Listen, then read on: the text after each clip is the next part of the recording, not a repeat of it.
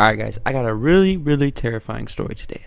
Do you know who Christopher Case is? Because if you don't, you're about to learn. And you're about to listen to his final voicemail. So I'm just giving you a warning on that. He was a music executive and a super superstitious guy. He didn't believe in paranormal stuff. But one day, he goes to a restaurant with his friends. And it was there that Chris met this lady.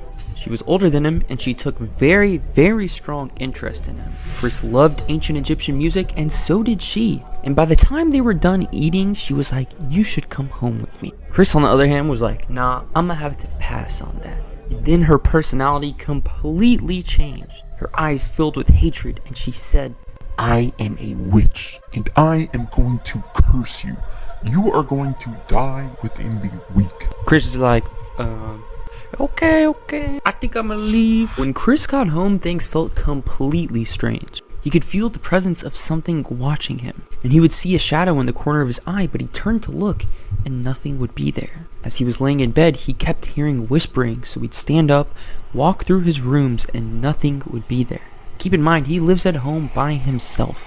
So at this point, he's like, "I need to call someone." So he calls his friend Sammy. I wish there was some way that people could hear what I heard in his voice and what he said. It was a living hell. He would try to sleep, but he had gotten to the point that he was not asleep. As the next day rolled around and Chris had not slept for 1 second, he goes into a store that sells religious items, and he just grabs a ton of crosses and asks if they've been blessed with holy water. Asked where the crosses were, and I saw him collect quite a few in his hands. So I asked him what he was going to be using them for, and he mentioned at that time that he was battling some supernatural forces. And then he buys books on spells and religion. He buys pounds of salt. Then he arrives back home petrified, but hoping that he can make some sort of impact. As he laid down that night, he just blocked out the whispering, hoping to fall asleep. And as soon as he did, he woke back up paralyzed. And standing over him was a huge figure. It leaned over and grabbed his neck. It stared him in the eyes and began to choke him. He was fighting to breathe, and it picked him up, stared into his soul, and threw him back onto the bed. He shot up, hoping it was just a dream. But as he felt his neck, it was extremely tender. And he looked down at his bed, and it was completely covered in blood.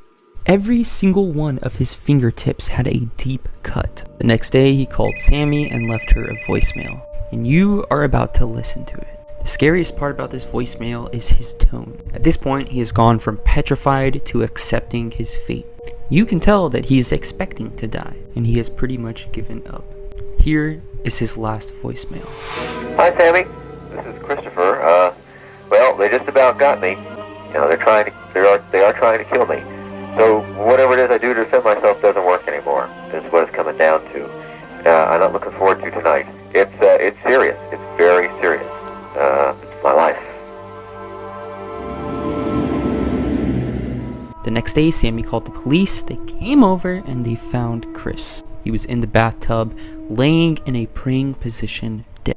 He was surrounded by candles and crosses and salt. And he had died of natural causes. His heart just stopped. All around his houses were these notes everywhere, and hundreds of crosses. When Christopher's family heard that he had died of natural causes, they were like, "No.